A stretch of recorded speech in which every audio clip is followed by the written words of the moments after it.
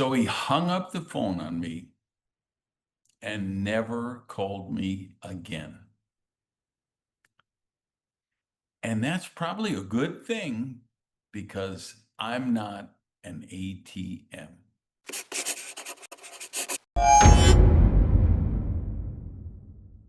Hey guys, welcome back to the show. We're talking about what to do when, I don't know, you're probably like me, you probably, before you leave the house, you brush your teeth and you fix your hair like I do. Make sure your clothes are pressed and you look good and you go out. And for some reason, there are certain people that only see you as a automatic teller machine. So what do you do about that? Well, I'm just finishing book number 16, which is called Millionaire in the Mirror. And I did something I've been threatening to do for a long, long time. I keep saying, I'm going to write a book for what to do once you have money. But instead of doing that exactly that way, I wrote a book about how to become the millionaire in the mirror, how to become not just rich and wealthy, but prosperous in all senses of the word. And I included a chapter in there on what to do once you really get money with a capital M, because you're going to find your whole life changes, everything. And your relationships change, and the way people look at you change, and a lot of other dynamics happen. You're going to become one of the most popular people on earth. The mail carrier is going to bring you scads of invitations every month to weddings and birthdays and bar mitzvahs and sweet 16 parties and celebrations and baby showers and all of these seminal lifetime moments from people who are near and dear to your heart, like the guy who installed your cable and the bag boy at the supermarket who's inviting you to his wedding. So how do you deal with that? Because, oh man, what's the usual trajectory? I can only go from my experience. The usual trajectory, and based on the people that I coach, but what I went through personally is first you just give everybody the money they ask because you've got money, you didn't used to have money, now you do. You figure you're rich and they're poor and they need it and you can help them and you want to be friends and they're your family and they're in your posse or they're in your entourage or whatever. Um, and then you recognize that I can't really continue this pace. And then you start to recognize, I think there's people who are just taking advantage of me. And I think there's people who just see me as an ATM. I'm not really their friend. I'm their benefactor, their sugar baby, sugar mama, sugar daddy, whatever. Whenever they make a bad choice in life, they know that I'm going to bail them out of it. And then you say, well, I have to lie and say I can't afford it because I've got taxes coming up, or I just got this investment in that, or my assets aren't liquid enough for that. And you make excuses instead of getting to where you eventually need to be, which is sometimes telling people, no, you're 100% right. I do have the money you're looking for. It really doesn't make a big difference in my life, but no, I'm not going to give you that money anyway. Um, so how do you get there? How do you come about that? And when do you want to do that? And here's the best advice I can give you on this. Again, just sharing the trajectory of my experience and the people I coach with now. And I have worked with everything, okay? I have worked with people who had to do an Easter egg hunt to buy a $12 book from me. And I've worked with billionaires and everything in between. So I have really seen the whole progression. So let's kind of break it down into different types of people who will be approaching you. First is people who just they don't have a rainy day fund, they don't have an emergency fund, and life just kicked them in the teeth. And they're not forever asking you for money. They're not forever in tragedy and trauma and drama and victimhood. And they just got dealt a bad hand and they weren't prepared for it. They got a terrible medical diagnosis. Them and their spouse both got laid off at the same time. They need some emergency operation, transplant that insurance isn't covering a great deal of it. They just got some kick in the teeth for life. And you know what? In the case like that, if you can prudently afford to help them and you would like to help them, help them. And sometimes you can be the difference for someone.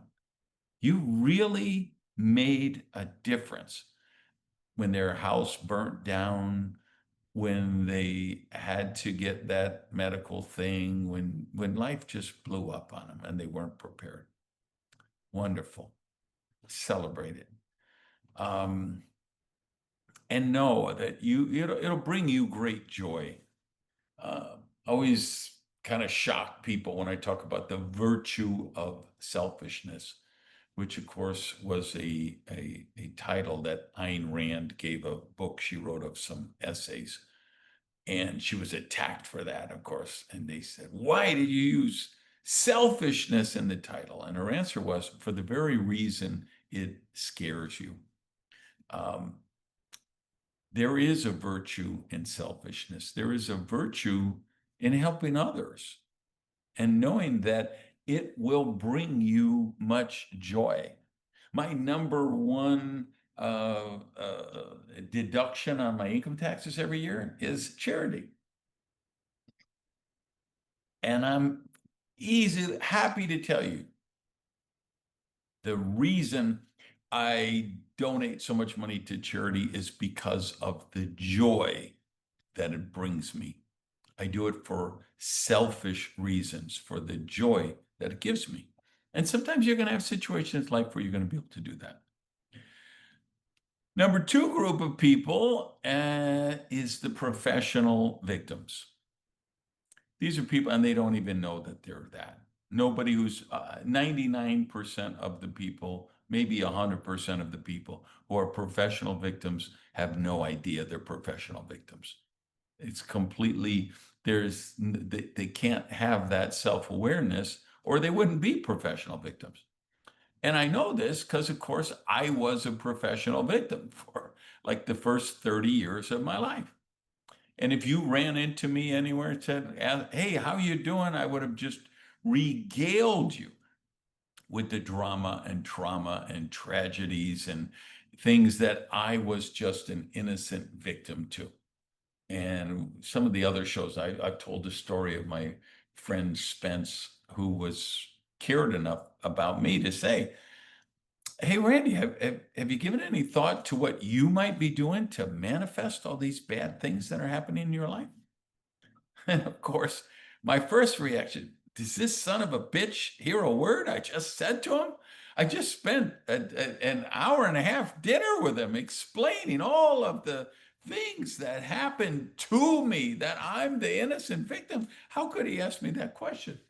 And of course, so I was grinding my molars for days, so offended and upset about that. But that was the greatest gift he could give me, was getting me to grind my molars and look inside instead of outside and realize, yeah, I was manifesting those things. I had such low self-esteem, hated my life, hated myself so much, was desperate for approval, desperate for love, desperate for attention. But I couldn't let anyone love me because I didn't love myself. So I substituted attention. I'm sure that's why I became a speaker. I was looking for standing ovations in lieu of love because I couldn't accept love. Or at least when I first started out, that's what I really believed. That was one of the things that drove me. And I was just in a point where in my life where so I manifested all these incredible health challenges.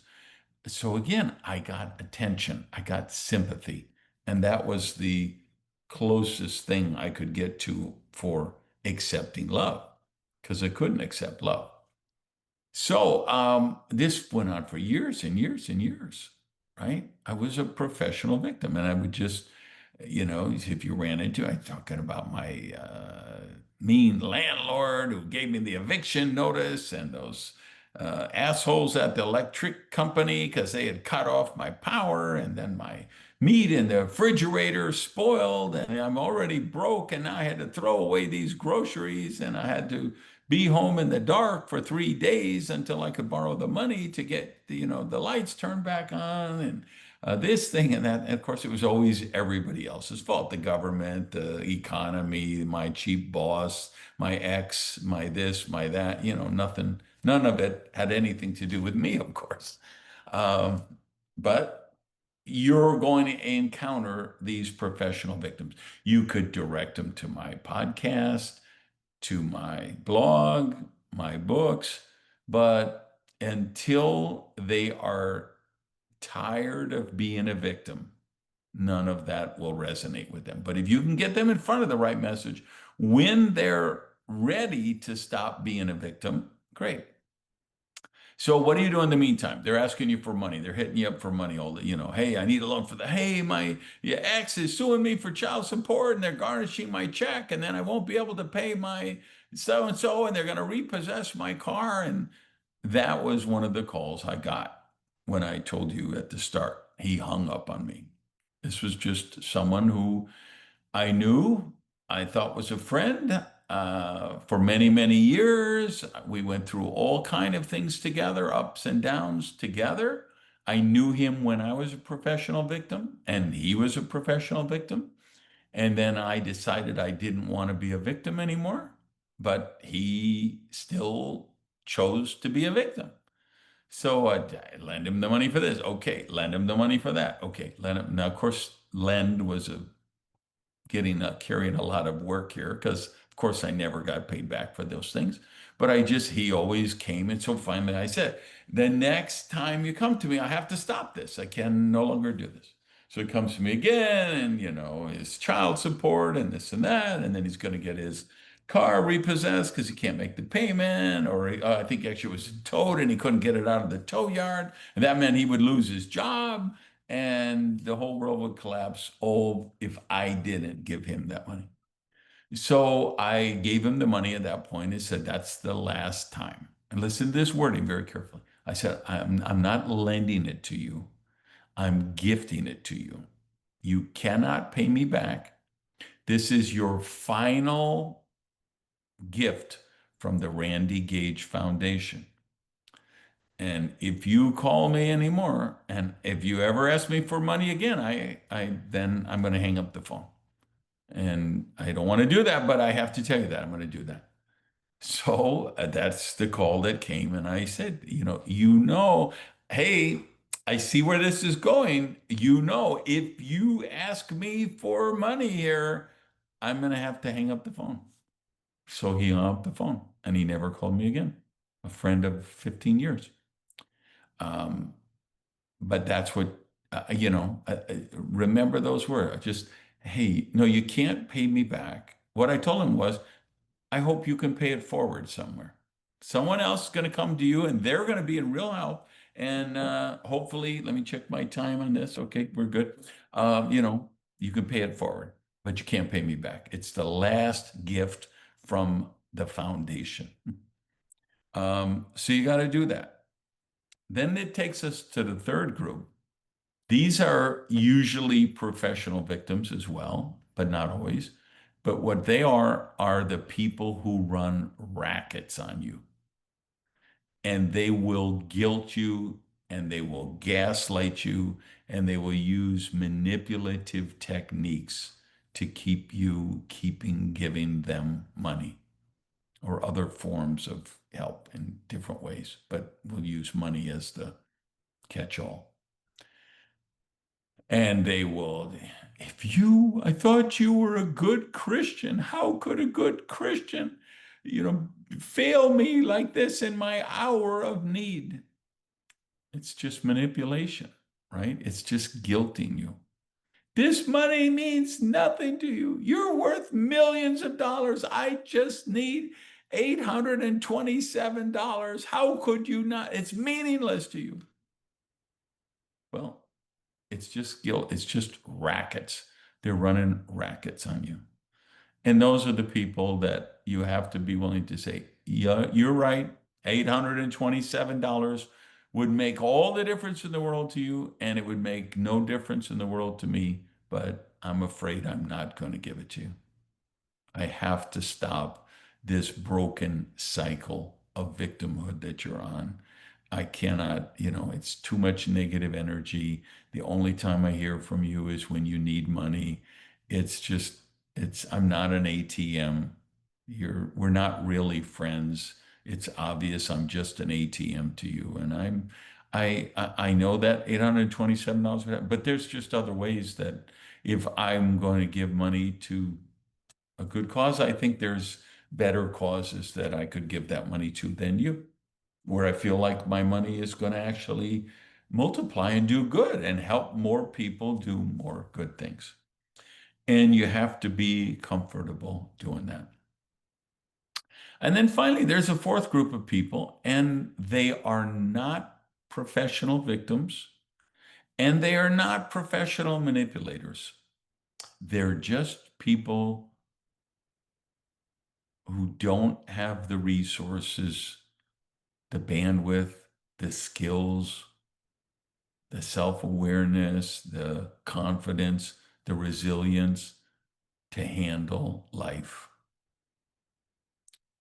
We we all know some people like that. I was one of those people. Um, I'm on the spectrum, seriously on the spectrum, autistic wise. We didn't know that. That wasn't even autism wasn't even a diagnosis till I think 85. So I was just a weird kid, right? My mom thought he's just weird. I got three children and he's the weird one. And my school teachers and my counselor, he's just different. He's a little retarded or he's a little learning disabled or he's a little something. We don't know, but he's pathologically shy. He can't look at people. He can't articulate his needs. He doesn't, right? And it's so I had a really hard time early in life because I didn't. Here's an analogy for you. No one knows this. I actually just retired from playing softball, so I can let the secret out to the world. I'm what do you call it? I don't have depth perception because I don't have enough eyesight in one eye. So the one eye just defers to the other one. Had it all my life. Um, and like I knew they actually, when I was a young child, I had to wear glasses with one patch on one eye, which was trying to strengthen the other one. And, like a neurotic, psychotic, autistic kid who didn't feel weird enough already had to go around with a patch on his eye to school. Imagine that, right? So, but of course, you need two eyes with great sight to have depth perception. Well, I didn't know that. How would I know? Um, I didn't know. How would I know? You say, because sometimes I'd reach for a door, but I didn't reach far enough and the handle was further, right? I could be pouring something into a glass, and if I didn't put the glass sideways to see the level, it would overflow. Well, I just thought that's normal, right? So finally, I'm like 16 years old. I go for my driver's license and I put my head in the little viewer and he says, okay, there's a stop sign, a yield sign, this sign, that's which one is sticking out at you? I'm like, none of them. And he's known which of the four signs is closest to you. I'm like, none of them. Yes, please look again. One of the signs is more closer to you. And I say, I take my hat out of the view. I say, sir, there's obviously something wrong with your machine because there's four signs. I see the exact four signs you're talking about, and they're all the same distance away. And he said, oh, you don't have depth perception. What is that? Right? I just assume that's how everyone, so you learn tricks, right? Same with cars, right? If I'm up at a stoplight, I'm coming up to a light and there's a car in front of me, I know if I can't see the bottom of the tires of the car in front of me, then I'm too close and I'm going to get in an accident and hit the car. But as long as I could see, right? You get things. So same way with softball, I figured out, that's why though I didn't play the outfield, almost never, because I can't tell how far away that ball is coming to me.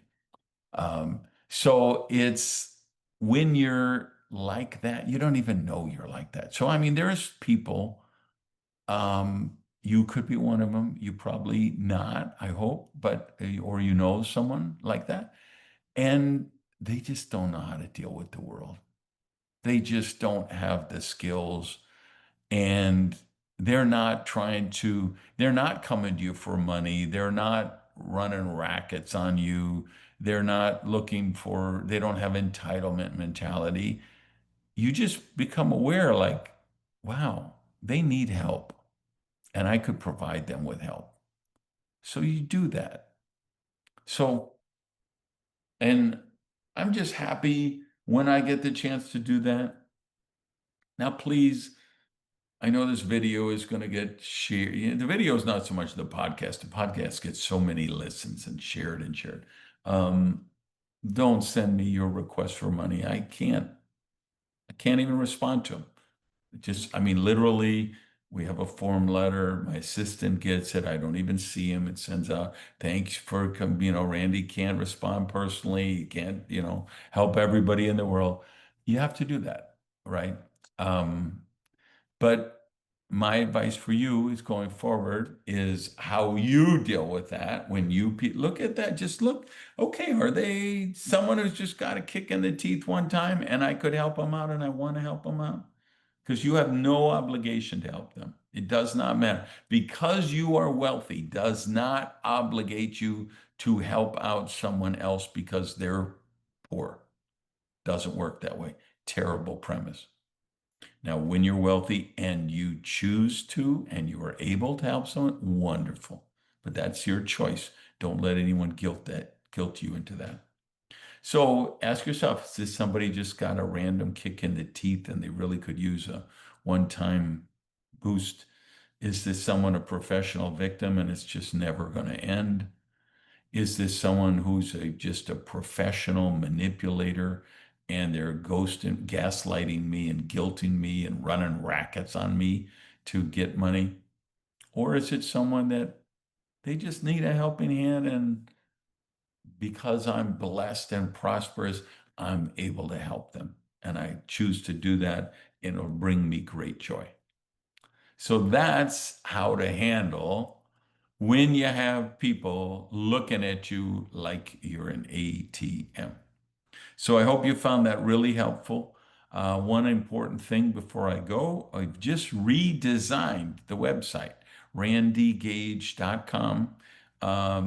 If you're watching this or listening when it first comes out, it's going to be like the second week of October 20, what are we in 2025 still, right?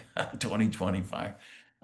So we have redesigned the whole site. I've put all of my schedule for 2026 on the site. If you would like to attend a live event with me, there's 4 different ones I'm doing for 2026. So just go to randygage.com and click on the box where it says Catch Randy Live. And then this, very important, just for you podcast peeps. There's another section, it's called Breakthrough You.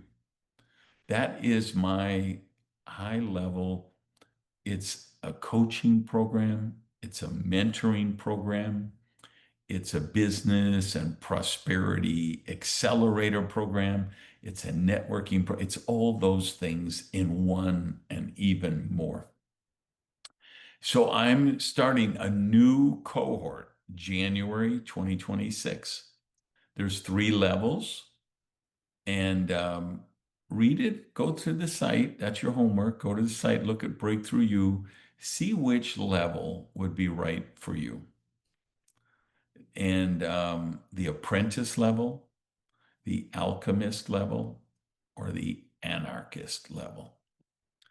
For the alchemist and the anarchist level, those are the ones you have to apply for them. There's a process to go through to get approved, because I don't let just anybody in those groups, because it's very interactive coaching with a lot of one-on-one with me, and you have to have the right mindset. You have to bring the right contribution, bring the value to the group. Not, I don't bring in, I don't allow in people who are just takers. You got to be able to give value to the other people in the cohort. So those fill up those high levels. They're the first ones that sell out. So because you're a podcast listener or viewer, you can apply now. So this second week of October, if you're listening, when it first comes out, go there, read about the Breakthrough You program, select the level that's right for you and apply. And then you could be all locked in when it launches January 1, because it's actually going to launch New Year's Eve, the night before. I'm going to do a very special program for the people just to make 2026 the most accelerated growth, most prosperous year of your life in all ways: your health, your relationships, your finances, your business, all of that stuff. So check it out, randygage.com. Catch Randy live for the events, and then Breakthrough You for the coaching program. All right. I hope you're having an amazing day. Go out and have an incredible week. I'll talk to you guys next time. Love you all. Peace.